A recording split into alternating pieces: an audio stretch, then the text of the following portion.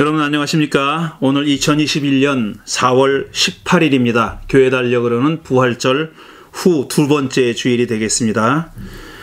엊그제 세월호 7주기를 지냈습니다.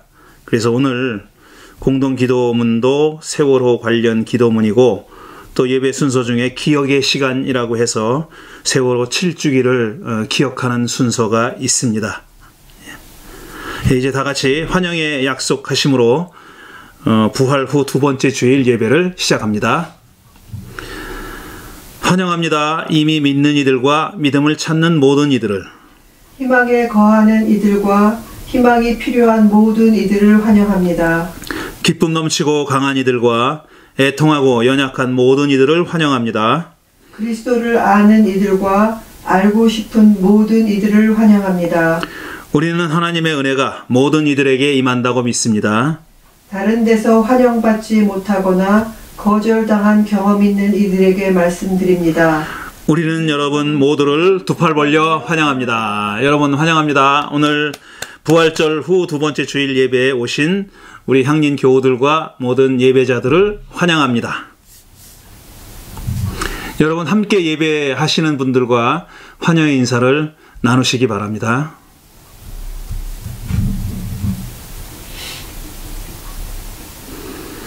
공동기도 하겠습니다. 오늘 공동기도는 세월호를 추모하는 그런 기도이자 또 다짐하는 기도가 되겠습니다.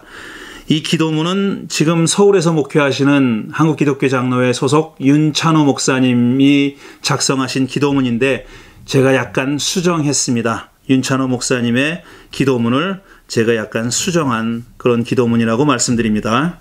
함께 기도하겠습니다. 마음이 가난한 자에게 하나님 나라를, 슬퍼하는 자에게 위로를, 의에 줄이고 목마른 자에게 아쉬울 것이 없는 은혜로 축복하신 하나님, 우리가 당신의 약속과 이름을 기억하듯 당신도 우리 목소리와 이름을 기억하시리라 믿으며 기도드립니다. 아직도 이 강산 이곳저곳에 노란 리본이 펄럭이고 있고 그날을 잊지 않고 기억하겠다는 다짐이 있습니다. 희생자 가족 곁에서 기도하고 행동하겠다는 몸짓도 있습니다. 우리는 모두 한 마음으로 지금이라도 당신이 개입해 주시기를 기다리고 있습니다. 세월은 흐르고 흘러 어느새 2021년 봄이 되었지만 가족들과 우리들에게는 시간이 멈춰 여전히 2014년 봄입니다. 많은 것들이 시간과 계절에 따라 흘러가지만 멈춘 듯이 머물러 있어서 걷다가도 그때를 돌아보는 것은 여전히 당신에게 물어야 할 질문이 많기 때문입니다. 세월호 가족들이 사랑하는 이를 떠나보낸 지 7년. 하루하루를 4월 16일로 살아낼 수밖에 없는 고통. 그 아픔을 누가 상상이라도 할 수 있겠습니까? 그 참사로 촉발된 촛불혁명의 최고 수혜자니 문재인 정부에게 약속 이행을 요구하며 피켓을 들고 외쳐온 수많은 날들을 헤아려 봅니다. 오늘 이 하루가 얼마나 아깝고 1분 1초가 얼마나 아픈지 모르겠습니다. 세월호 가족들은 7주기를 세월호 안식년으로 소망했음을 알고 계시죠? 그들이 더 이상 눈과 비, 햇볕과 바람을 맞으며 거리에 서 있지 않게 해 주십시오. 더 이상 그들의 숨이 한숨과 울분으로 가득 차 있지 않게 해 주십시오. 더 이상 같은 요구와 외침을 반복하지 않게 해 주십시오. 무정한 이들이 뱉어대던 이제 그만하라는 말, 떠나 보내라는 말은 그 누구보다도 가족들과 희생자들이 원하는 바였습니다. 주님, 이젠 말과 약속이 아닌 구체적인 대책과 실천이 필요합니다. 사과, 자료 공개, 재수사와 진상규명, 책임자 처벌의 즉각적인 이행이 필요합니다. 사회적 참사와 공소시효를 사건이 해결되고 진상이 밝혀질까지 무기한 연장하는 것이 필요합니다. 국민의 생명을 보호하고 안전을 보장하는 시스템을 갖춰야 합니다. 이를 위해 더 이상 불의와 부정, 거짓에 속지 않고 당신의 정의가 이루어지기를 진심을 다해 기도하겠습니다. 마냥 앉아서 기다리지만 않고 가족들 곁에 서서 목소리를 높이겠습니다. 그래서 결국 진실과 정의가 입 맞추는 것을 목격하고 말겠다고 다짐합니다. 예수님의 이름으로 간절히 기도합니다. 아멘. 예, 이제 개인 기도와 목회 기도 순서가 되겠습니다. 먼저 여러분 각자 기도의 제목을 가지고 드리는 개인 기도 시간을 갖겠습니다.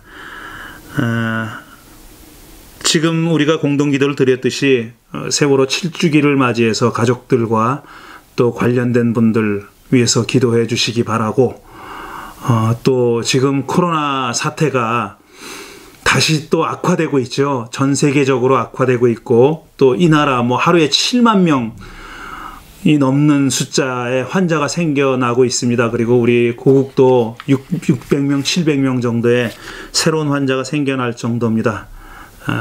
이게 잡힐 듯 잡히지 않는데 많은 분들이 지금 수고하고 있습니다. 정말 고통을 겪으면서 힘들어하면서 수고하고 계시는데, 그런 관련된 분들 힘을 잃지 않게 여러분 기도해 주시고, 또 환자들과 가족들 위해서 기도해 주시기 바랍니다. 지금 세월호 7주기 맞이한 그 희생자 가족들과 또 코로나 때문에 고통당하고 있는 사람들, 특히 여러분 각자 가지고 있는 개인 기도와 더불어 함께 이 두 가지 기도 제목을 가지고 잠시 기도 드린 후에 제가 기도를 이어갑니다.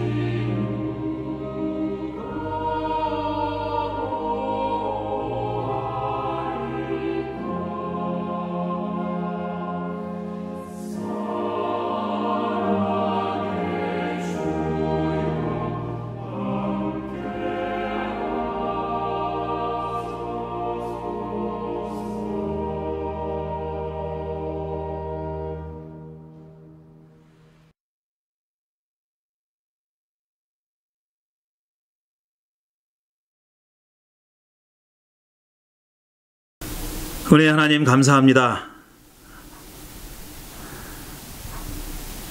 우리 세월호 사건이 일어났을 때의 황망함, 그 허탈함, 그 비참함을 어떻게 잊을 수가 있겠습니까?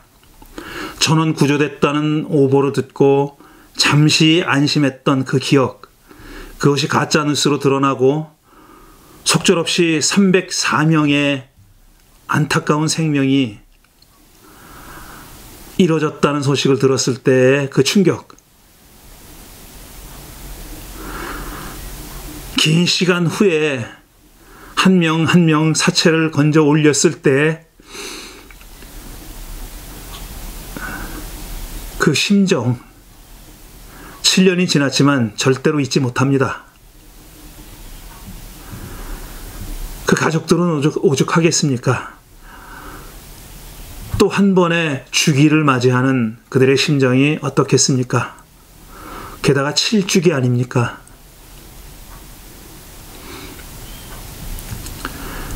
하나님 이 정부에 좀 더 용기를 주시길 바랍니다. 믿고 신뢰하고 기대하는 시민들이 있습니다. 왜 도대체 이 사건의 진상을 밝혀내지 못하는지 뜻있는 사람들조차도 의문을 갖고 의심하고 있습니다. 못하는 건가 안 하는 건가 의심하고 있습니다. 조금 더 과감해져야 되겠고 새로운 법을 만들어서라도 반드시 이 희생자의 가족들뿐 아니라 온 결의의 응어리를 풀어야 하겠으니 꼭 용기를 낼 수 있도록 하나님께서 함께해 주시기를 간절히 기도드립니다. 눈물마저 말랐다는 말이 이분들에게 해당될 겁니다. 아니, 이분들은 여전히 마르지 않은 눈물을 흘리고 있습니다. 가족들을 생각하며 자식들을 생각하며 지금도 조금 더 나은 사회를 만들기 위해서 바깥 한 데서 시간을 보내고 고통을 겪고 있습니다. 하나님께서 꼭 함께해 주시기를 간절히 기도드립니다. 코비드 사태가 진정되지 않고 또 악화 일로를 걷고 있습니다. 무엇이 이렇게 지체되게 만드는 것인지 우리의 삶을 돌아볼 수 있도록 하시고 경제적으로 아무리 어렵다 하더라도 함께 이 고통을 이겨나갈 수 있도록 또 정부와 모든 시민들이 힘을 합칠 수 있게 돌보아 주시기를 간절히 기도드립니다. 오늘 주 앞에 나와 예배하는 우리 향년 식구들, 또 이 예배를 드리는 모든 당신의 자녀들, 각자 마음에 바라는 바를 가지고 기대하는 바를 안고 이 주님 앞에 나왔습니다. 하나님께서 한 사람 한 사람 지켜봐 주시고 그 마음을 헤아려 주시며 그 마음속에 응어리진 것 풀어주시고 또 소원하는 바 기도를 귀 기울여 들어주시기를 바랍니다. 우리가 바라는 대로 이루어 달라고 욕심 부리지 않겠습니다. 하나님께서 가장 좋은 때에 하나님께서 가장 좋다고 여기시는 방법으로 응답해 주실 것을 저희들 간절히 기도드립니다. 그런 하나님의 응답에 우리가 마음을 활짝 열고 받아들일 수 있도록 하소서. 물 흐르듯이 흘러간다는 그런 말이 우리 신앙이 얼마나 힘든 일인지, 쉽지 않은 일인지 우리가 늘 경험하고 있습니다.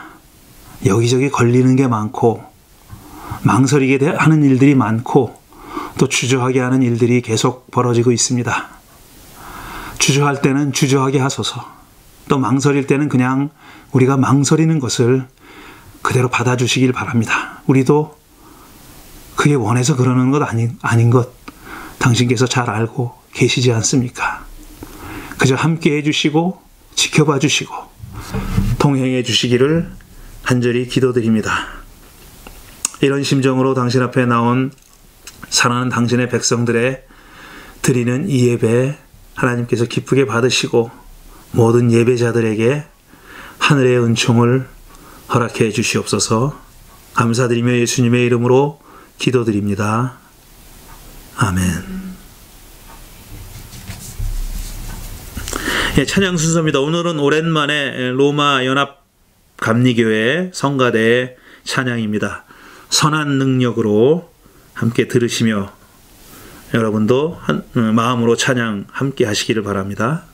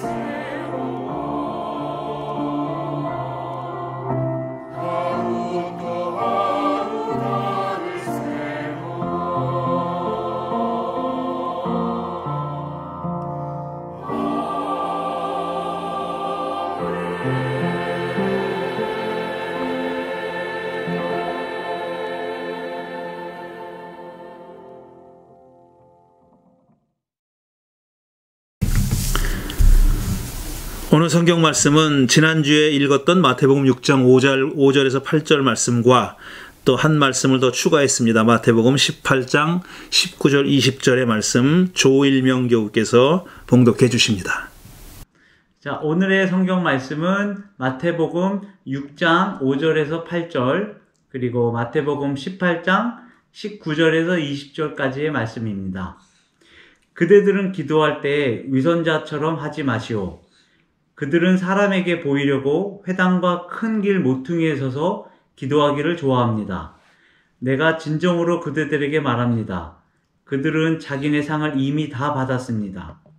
그대는 기도할 때에 골방에 들어가 문을 닫고서 은밀하게 계시는 그대 아버지께 기도하시오. 그러면 숨은 일도 보시는 그대 아버지께서 갚아주실 겁니다. 그대들은 기도할 때 이방 사람들처럼 빈말을 되풀이하지 마시오. 그들은 말을 많이 해야만 들어주시는 줄로 생각합니다. 그러므로 그들을 본받지 마시오. 하나님 그대들 아버지께서는 그대들이 구하기 전에 그대들에게 필요한 것이 무엇인지를 알고 계십니다. 자, 마태복음 18장 19절에서 20절 말씀입니다. 내가 진정으로 거듭 그대들에게 말합니다. 그대들 가운데 두 사람이 땅에서 합심하여 무슨 일이든지 구하면 하늘에 계신 내 아버지께서 그들에게 이루어 주실 것입니다. 두세 사람이 내 이름으로 모이는 자리에는 내가 그들과 함께 있습니다. 빠이빠이. 하마 빠이빠이. 이거 하미 때는 이거 편집하기가 힘들 것 같은데. 자, 하나 더 주세요. 그대들에게 말합니다. 그대들 가운데 두 사람이 땅에서 합심하여 다시요. 컷.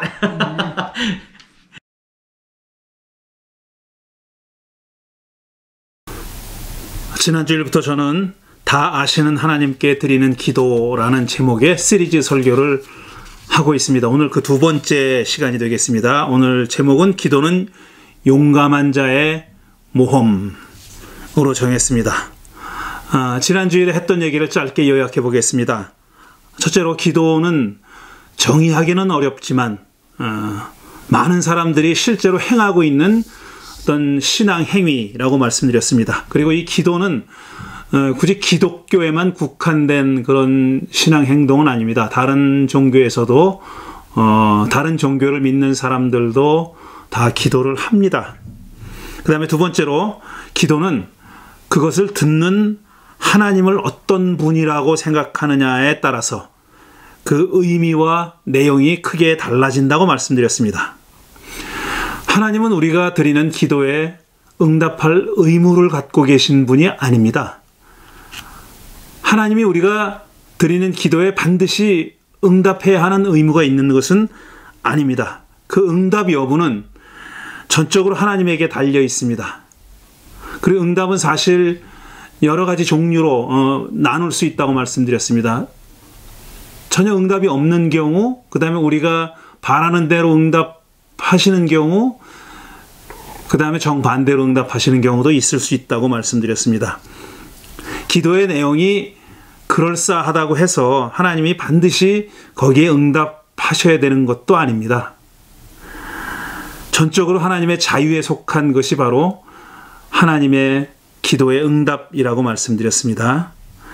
또 기도의 응답이라는 것이 많은 경우에 매우 주관적이라고 말씀드렸죠. 기도한 사람은 응답을 받았다고 믿지만 다른 사람이 들었을 때 그게 응답받은 경우인가 하는 것을 의문시할 수도 있다는 겁니다. 우연히 일어난 것이거나 아니면은 다른 이유 때문에 바라던 일이 이루어진 것뿐이지 그게 기도의 응답이 아닐 수도 있다고 생각한다는 거죠. 제3자의 경우는 그렇게 생각한다는 겁니다. 그래서 기도에 응답받았다고 믿는 사람은 그 응답받았다는 믿음은 사실 좋은 것이지만 한 걸음 떨어져서 그걸 좀 생각해 볼 필요도 있는 겁니다. 이게 과연 하나님의 응답인지 하는 것을 의심한다는 뜻이 아니라 굳이 의심한다는 뜻이 아니라 한 걸음쯤 떨어져서 약간 객관적으로 조금이라도 객관적인 입장이 돼서 그걸 성찰할 수 있는 그런 것도 필요하다는 겁니다. 그냥 응답 받았다고 열광하고 뭐 감사한다고 뭐 그렇게만 하지 말고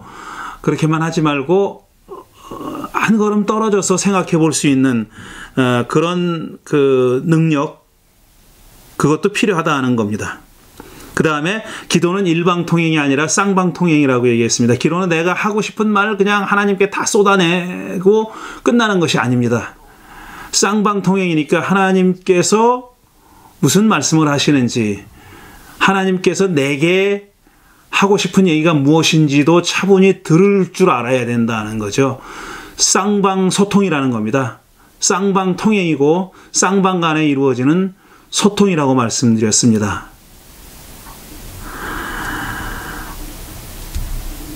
그래서 하나님께서 하시는 말씀을 듣는 가장 좋은 방법은 여태껏 기독교 역사를 통해서 많은 수도자들과 성인들과 신실한 믿음의 조상들이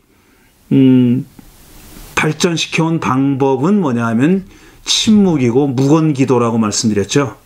침묵하는 것, 침묵하는 중에 하나님의 말씀을 듣는 것, 그 다음에 기도를 하되 말하지 않고 무언으로 기도드리는 것.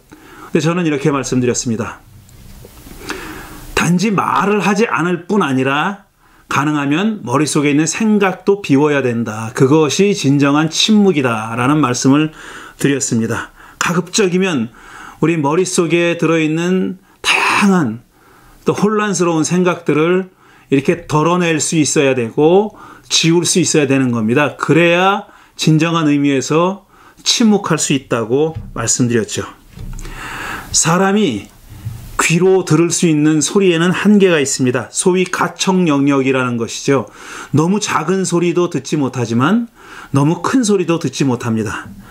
그래서 우리 귀에는 아무 소리도 들리지 않는데 같이 가던 강아지는 그 소리를 듣고 막 달려가는 경우가 많이 있지 않습니까? 그것은 강아지는 우리 인간이 들을 수 없는 그런 영역의 소리도 들을 수 있기 때문에 그렇습니다. 지금 제가 사는 집에 한 20년 됐습니다. 여기서 산 지가 한 20년 됐고 그전에는 아주 자동차 통행이 많은 큰 길가에 있는 아파트에 살았습니다. 그 자동차가 많이 다니니까 정말 창문을 열어놓기가 힘들었어요. 암만 더울 때라도 에어컨디션을 틀면 틀었지 창문을 열기가 힘들었습니다. 왜냐하면 너무 소리가 컸거든요. 그렇게 창문을 열지 않고 살다가 아니면 그 큰 자동차 소음에 익숙해져서 살다가 20년 전에 제가 지금 사는 동네로 이사 오니까 이 동네가 너무 조용한 거예요. 자동차 소리도 들리지 않고 저는 이렇게 아침마다 우는 새소리가 그렇게 큰지 몰랐습니다. 정말 잠을 깰 정도로 크게 새들이 울더라고요. 근데 제가 그 아랫집에 살 때는 새가 안 울었겠습니까? 울었죠.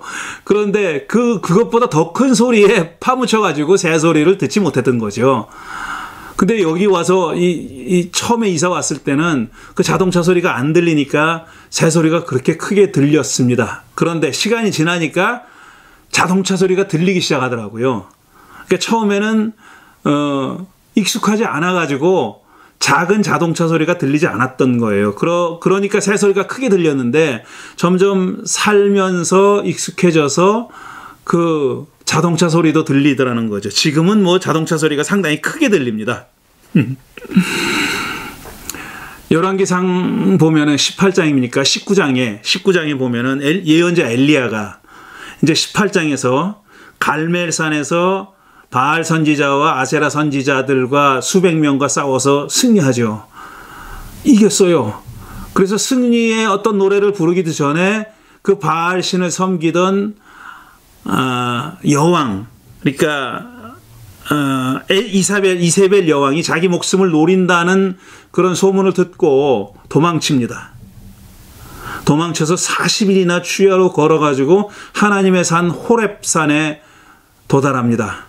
거기서 이제 한 동굴에 숨어 있었어요. 그런데 그때 하나님이 나타나십니다. 너 여기서 뭐 하냐? 여기서 뭐 하고 있냐? 하고 하나님이 물어보니까 엘리야가 얘기를 합니다. 자초지정을 얘기하죠. 자기만 열심히 살아남았다. 그래서 당신 야훼 하나님의 종들은 다 죽고 나만 살아남았다. 나도 이제 죽이려고 한다. 그래서 내가 도망쳤다. 이렇게 얘기를 하니까 하나님이 이제 이렇게 말씀하십니다.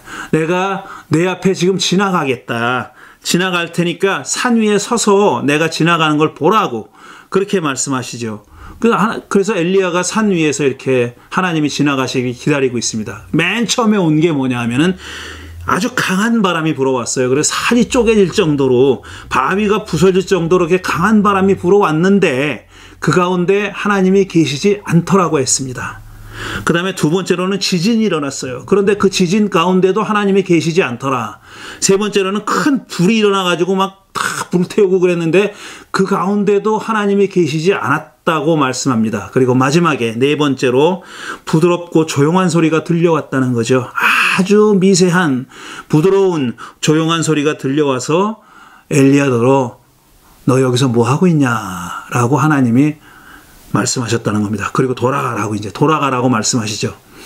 그런 미세한 부드럽고 아주 조용한 미세한 소리 가운데서 하나님이 엘리야에게 나타났다는 얘기를 열왕기상 19장은 하고 있습니다. 그런 겁니다. 하나님이 아주 강한 바람도 아니고 우르릉쾅 하는 지진도 아니고 그 다음에 큰 불도 아니고 이런 것들 그 경천동지할 만한 그런 현상 가운데서 하나님이 나타나신 게 아니라 아주 미세한 목소리로 부드럽고 조용한 목소리로 엘리야에게 나타나셔서 그에게 용기를 불어넣어주고 돌아가라고 말씀하셨다는 겁니다. 이렇듯이 침묵은 하나님의 음성을 듣는 가장 좋은 방법인데 참 안타깝게도 현대인들은 침묵에 익숙하지가 않습니다. 소리가 들리지 않는 것, 침묵하는 것을 불안해합니다.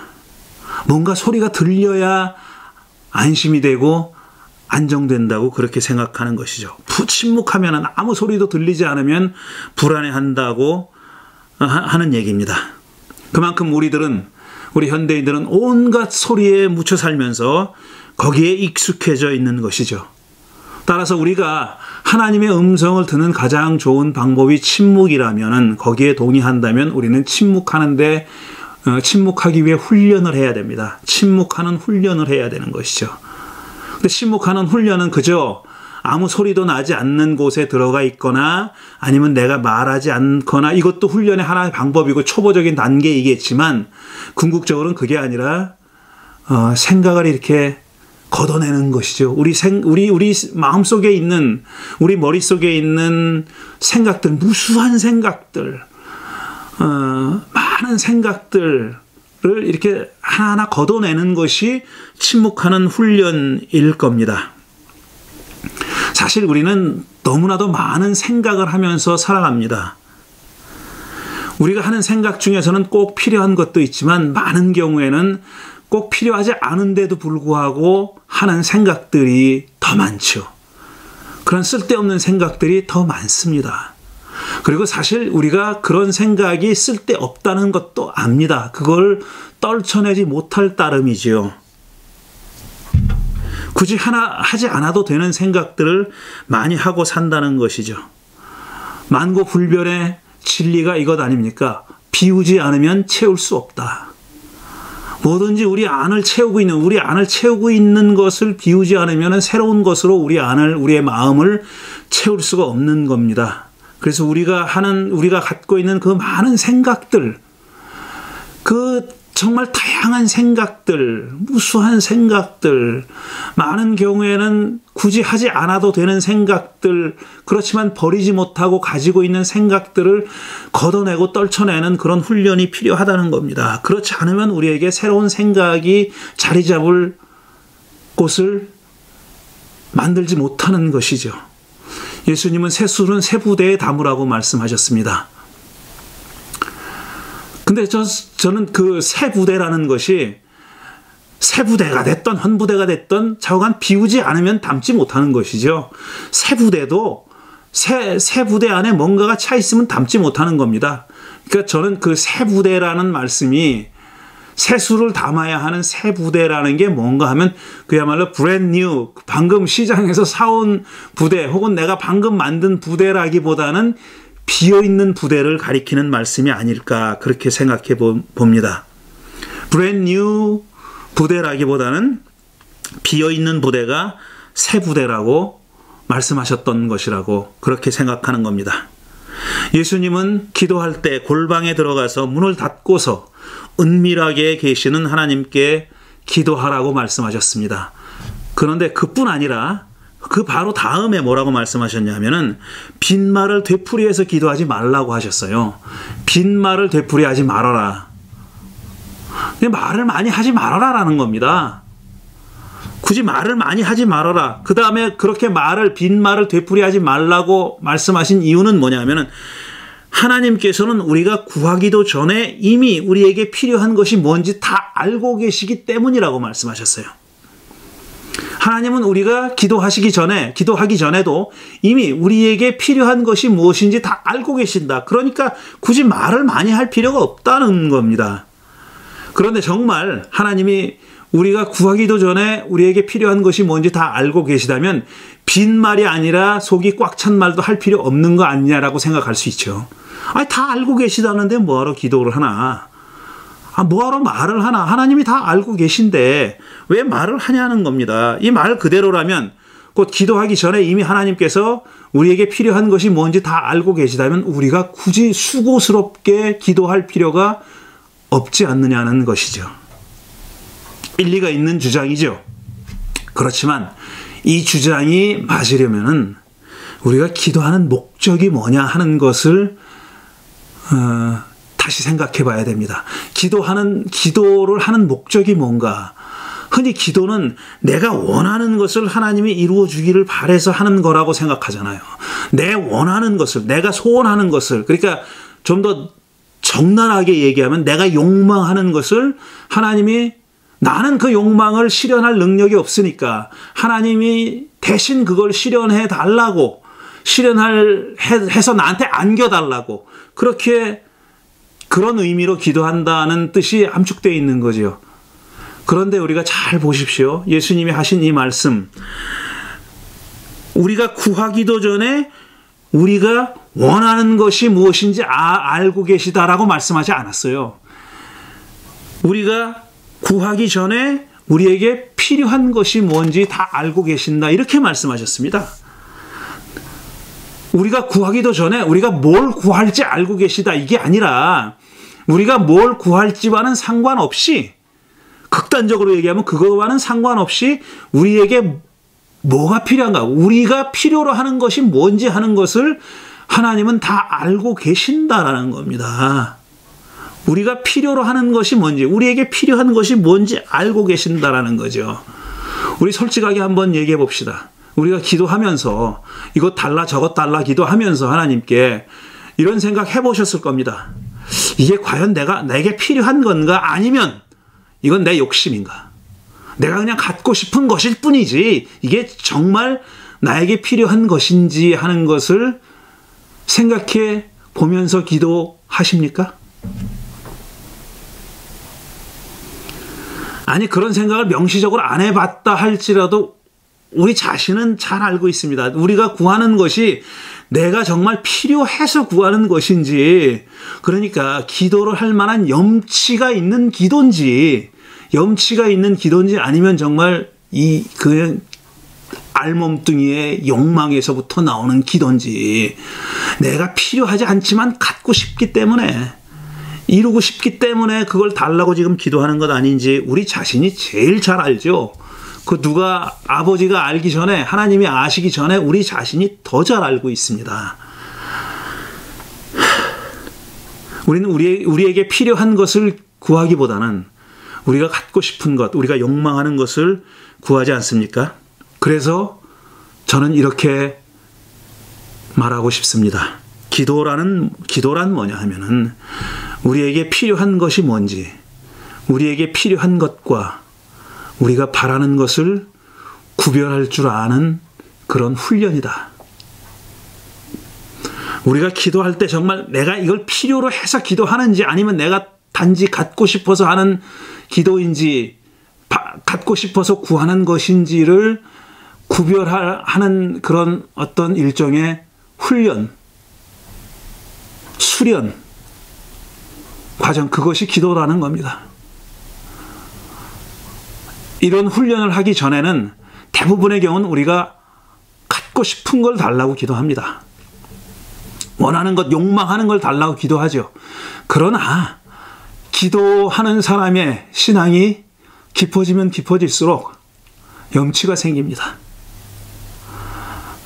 이게 무슨 신앙이 깊은 척하는 게 아니에요. 그냥 염치가 생겨요. 그렇게 내가 이걸 구해도 되나? 내가 이게 과연 염치 있는 행동인가? 이게 하나님 앞에, 아무리 하나님 앞에 내가 보잘것없는 그런 존재라고 할지라도, 암만 그렇다고 해도 이건 참 염치상 구해서는 안 되는 거 아닌가라는 생각이 생긴다 이거예요. 그런 기도를 못하죠. 그러면은 그렇게 달라고 못하죠.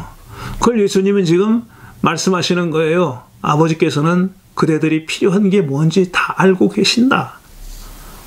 그렇게 말씀하신 거라는 거죠.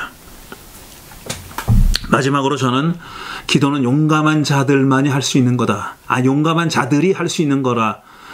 용감한 자들이 하는 모험이다. 이렇게 말씀드리고 싶습니다. 흔히 사람들은 기도는 나약한 사람이 하나님께 자기가 못하니까 하나님께 해달라고 비는 거다 이렇게 생각합니다. 물론 그런 기도가 있습니다. 그리고 아무리 강한 사람도 그런 기도할 때가 있습니다. 그리고 사실 그런 기도를 해야 하는 사람들이 있습니다. 그런 기도 이외엔 다른 기도를 할 수 없는 그런 처지에 놓여 있는 사람도 있습니다. 그 누구도 의지할 데가 없어서 오로지 하나님만 의지할 수밖에 없는 그런 처지에 있는 분들을 하나님께 전적으로 의지하고 매달리고 기도하고 그렇게 해야 되죠. 정말 약한 사람이 더 의지할 데가 없으니까 하나님께 의지하고 매달리는 기도 그렇게 해야 됩니다. 그건 옳습니다. 늘 옳습니다. 그런 기도는 늘 옳고 늘 진리입니다. 이 말씀을 하니까 생각나는데 제가 한 20년 전일 거예요. 우리 교회 어떤 한 교우가 어떤 분을 모시고 왔어요. 우리 기도에. 그런데 한 주 딱 나오고 나서 안 나오셨어요. 그분이.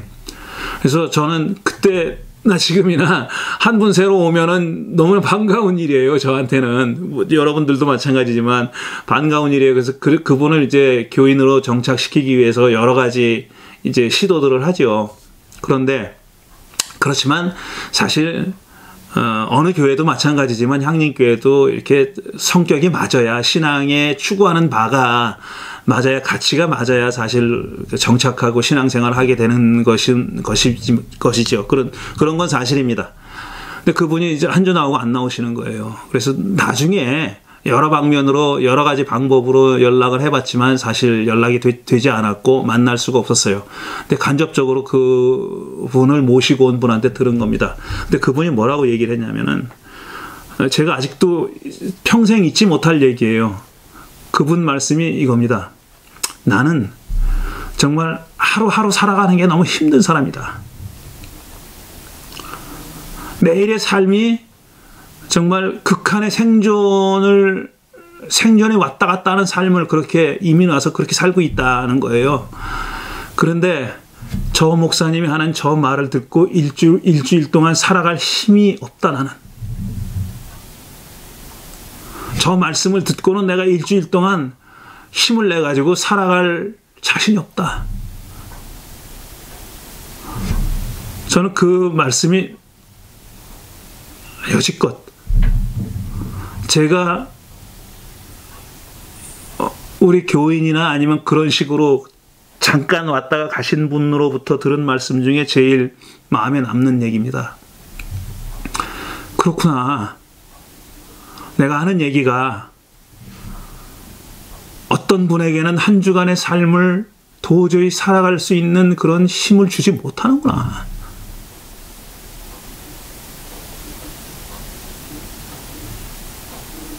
그리고 20년이 지났는데 뭐 얼마나 달라졌는지는 모르겠어요. 하지만 항상 염두에 두고는 있습니다. 그분의 말씀을. 그분은 그래서 하나님이 제게 보내주신 천사 같은 분입니다. 어디서 뭘 하고 계시는지도 모르고 이름도 몰라요. 자, 남자분이라는 것만 압니다.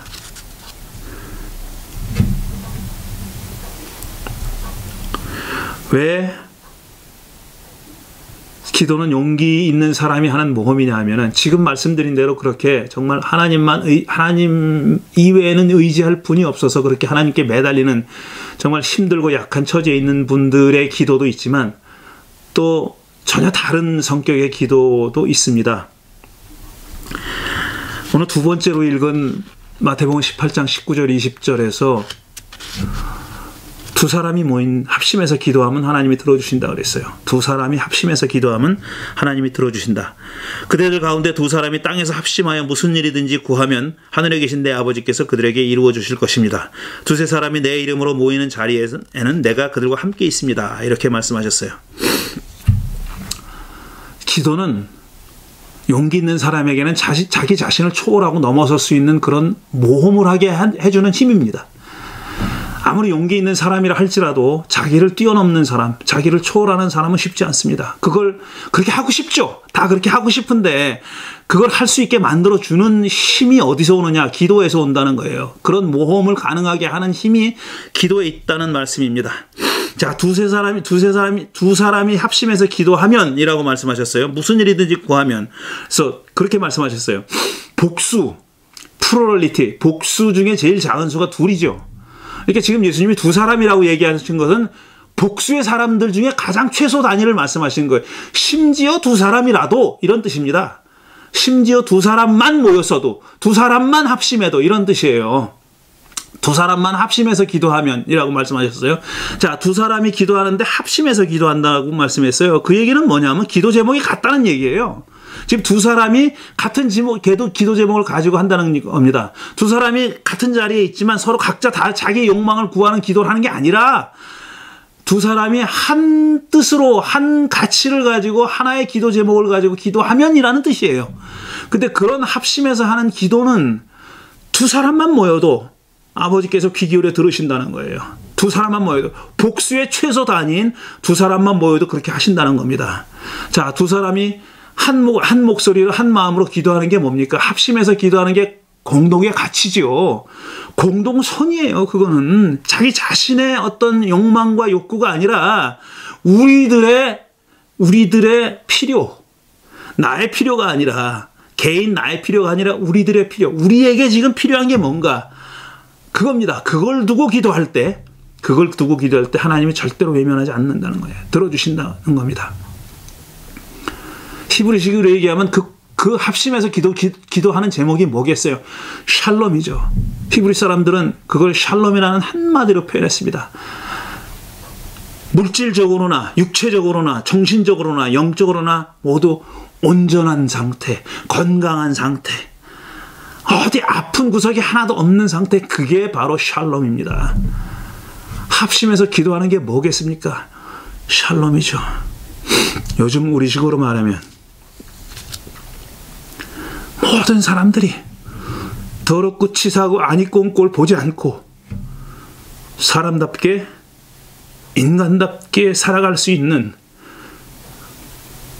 그런 사회를 만드는 거, 거기겠죠. 추상적으로 얘기하면 정의요, 평화요, 평등이요, 이런 것이요. 이런 것들을 위해서 두 사람만 모여서 합심해서 기도한다면 하나님은 들어주신다는 겁니다. 이렇게 얘기하면 지금 우리 현실을 봅시다. 과연 하나님이 들어주시는데도 이 모양입니까?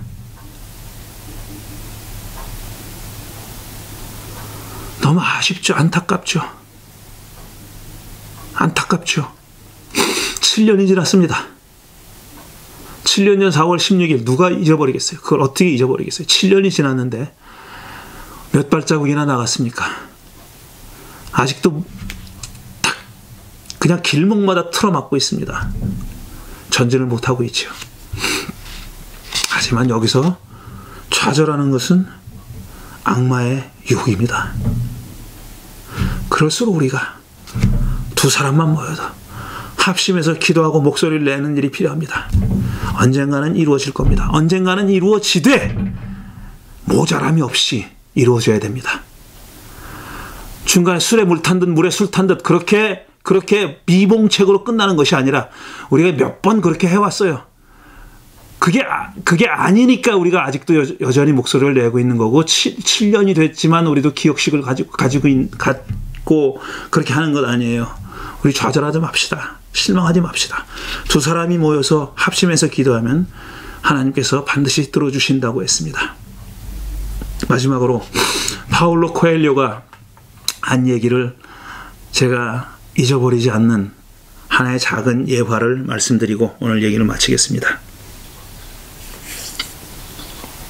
한 수도원에서 긴 아침 기도가 끝나자 신참 수사가 수도원장에게 이렇게 물었습니다.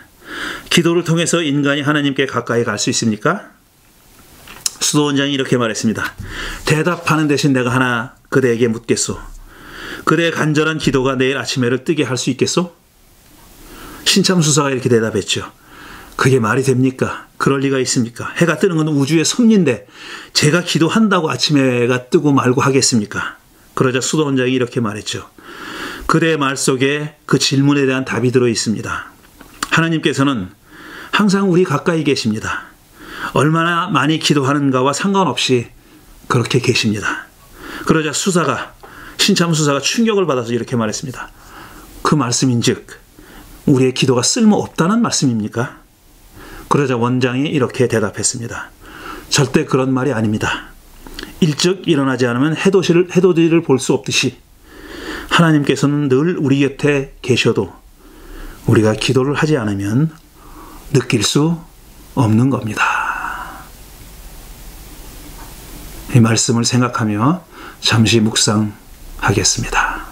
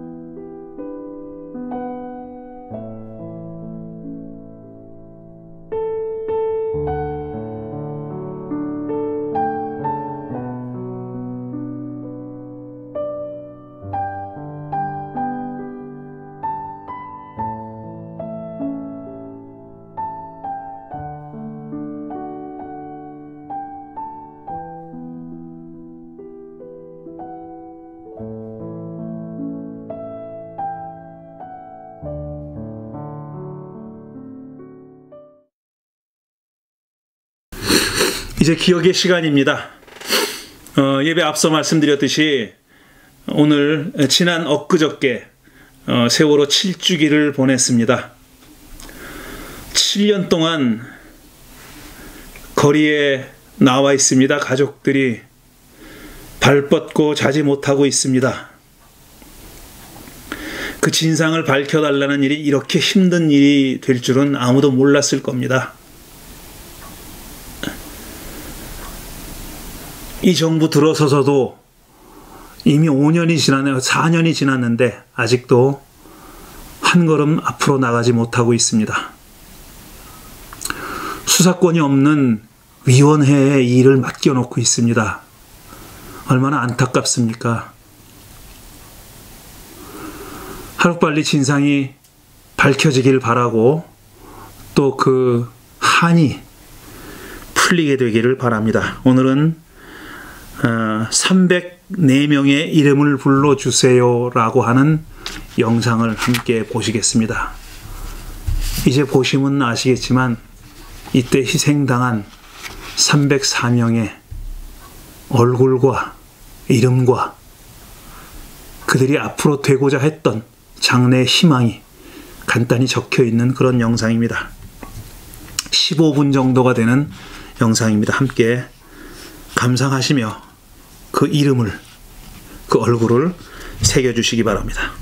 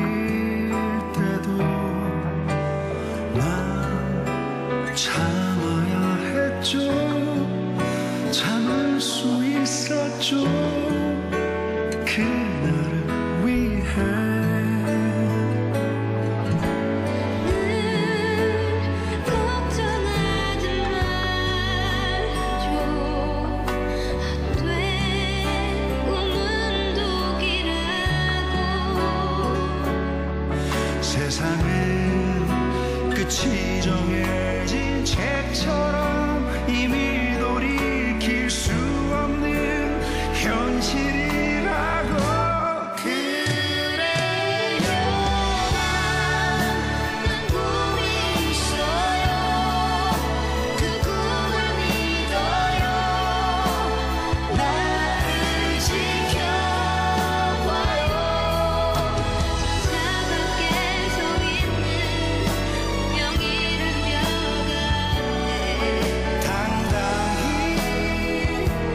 마주칠 수 있어요.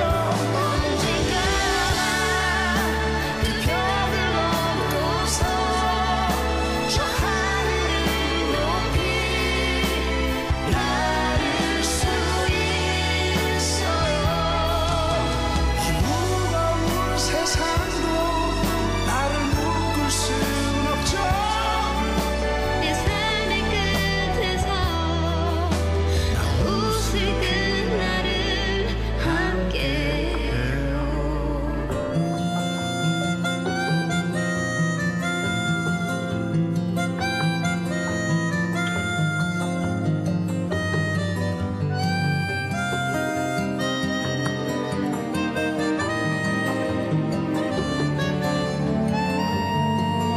이것만 하고 가요.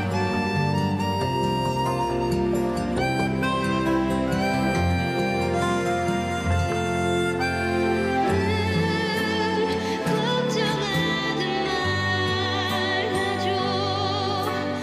헛된 꿈은 독이라고. 세상은 끝이 정해진 책처럼 이미 돌이킬 수 없는 현실이라고. 그래요, 난 꿈이 있어요. 그 꿈을 믿어요. 나를 지켜봐요. 저 차갑게 서 있는 운명이란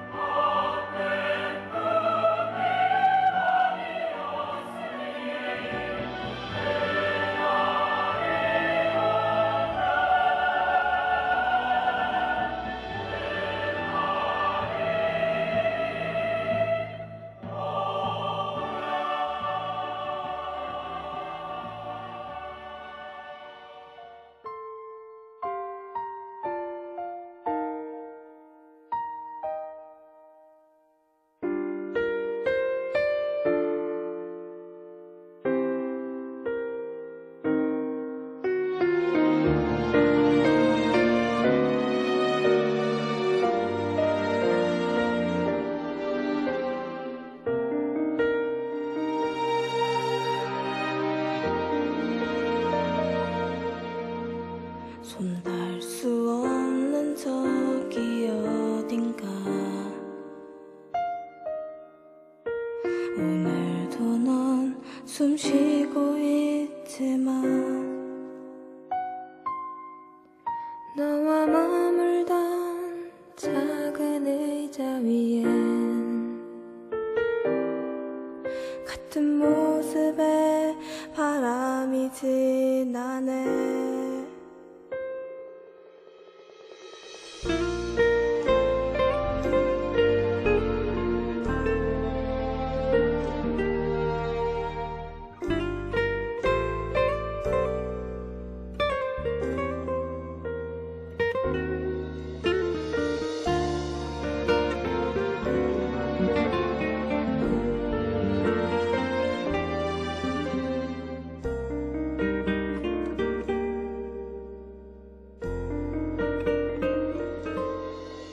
너는 떠나며 마치 날 떠나가듯이 멀리 손을 흔들며 언젠가 추억에 남겨져 갈 거라고. 그리워하며 언젠간 만나게 되는 어느 영화와 같은 일들이 이루어져 가기를. 힘겨워한 날에 너를 지킬 수 없었던 아름다운 시절 속에 머문 그대이기에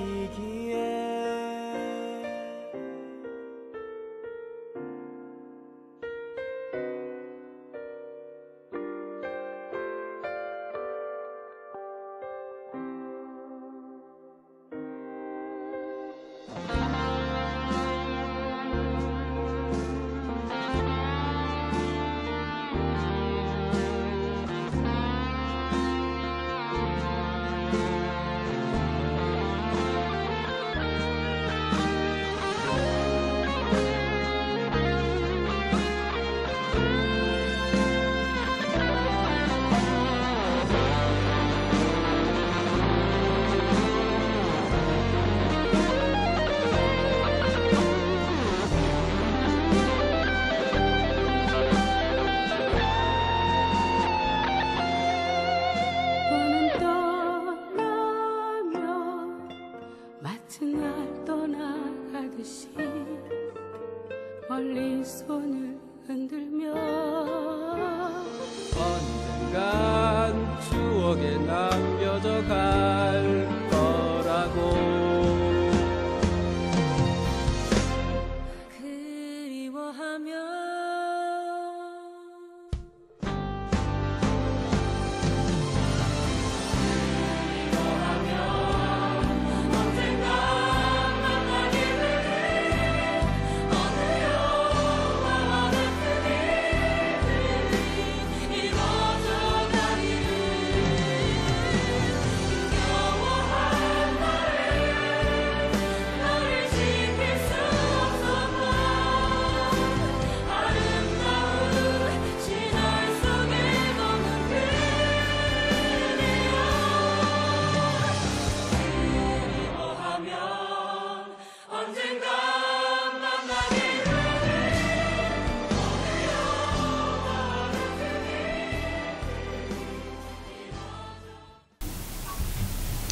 이제 신앙 고백 순서입니다. 한 목소리로 신앙 고백하겠습니다.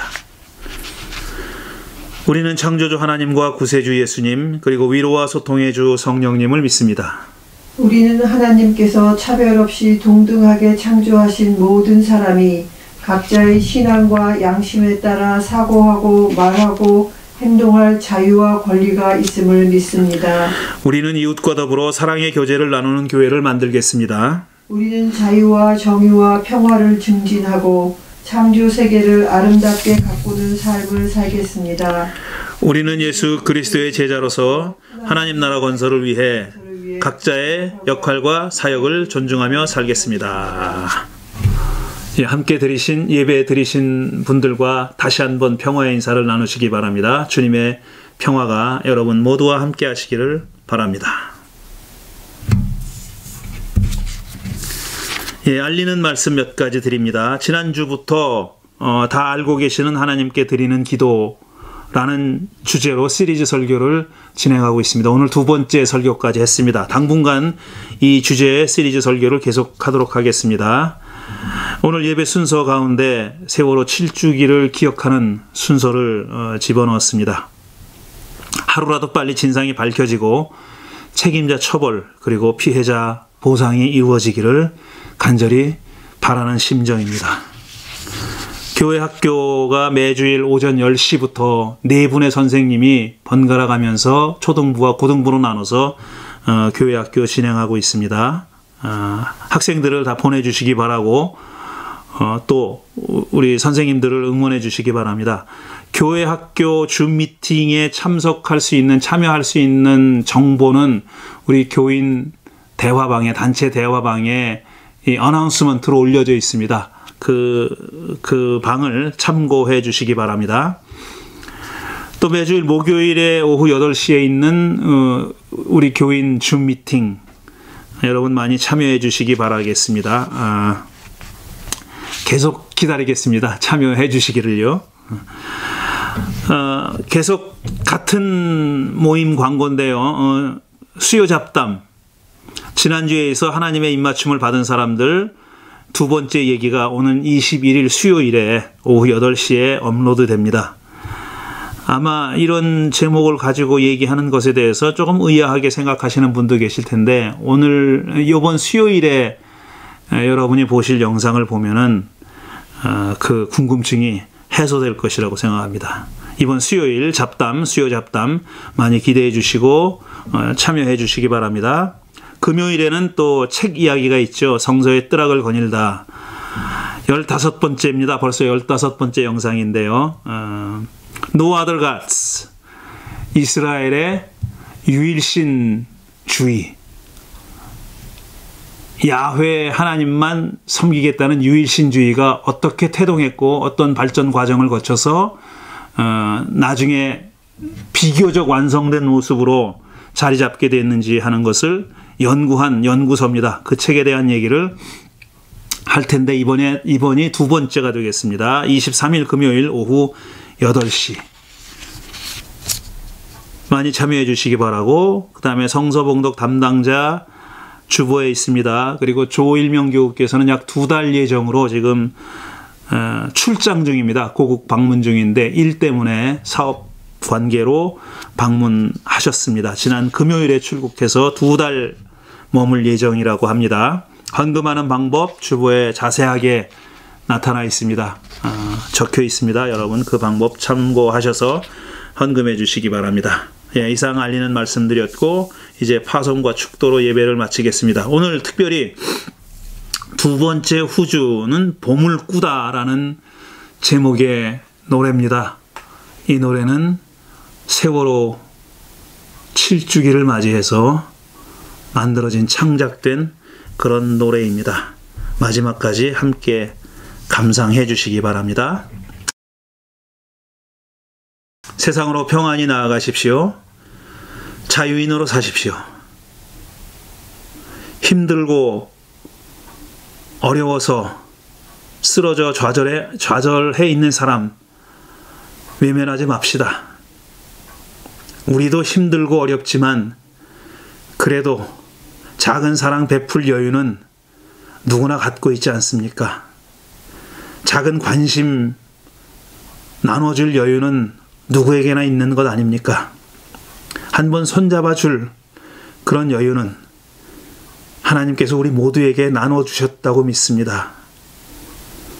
어려운 사람, 힘든 사람 외면하지 마시고 다가가 한번 손잡아주고 어깨에 손 한번 얹어주고 가능하면 일으켜 세워서 걸음을 옮길 수 있도록 그렇게 해주는 여러분의 한 주간의 삶이 되기를 바랍니다. 성령의 능력 가운데서 늘 기뻐하십시오. 주 예수 그리스도의 은혜와 하나님의 사랑과 성령의 함께 하심이 오늘 예배를 드리고 새롭게 한 주간의 삶을 여는 당신의 모든 백성들 위해 늘 함께 하시기를 간절히 축원하옵나이다. 아멘.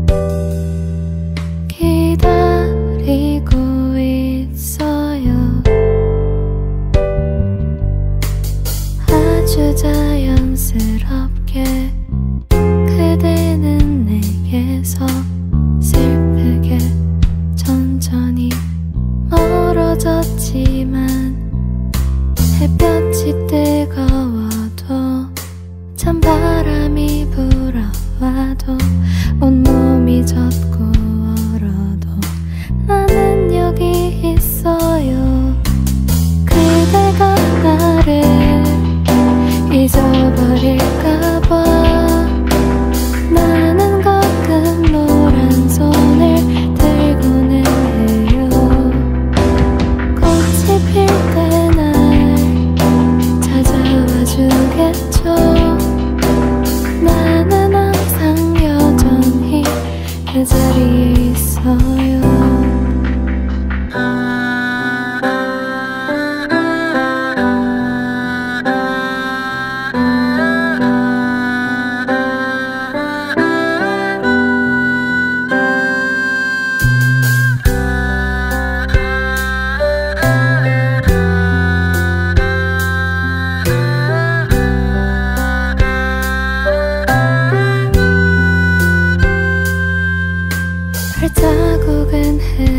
지고 빈 정적만 맴돌아요. 나를 잊은 건 아닐 거예요.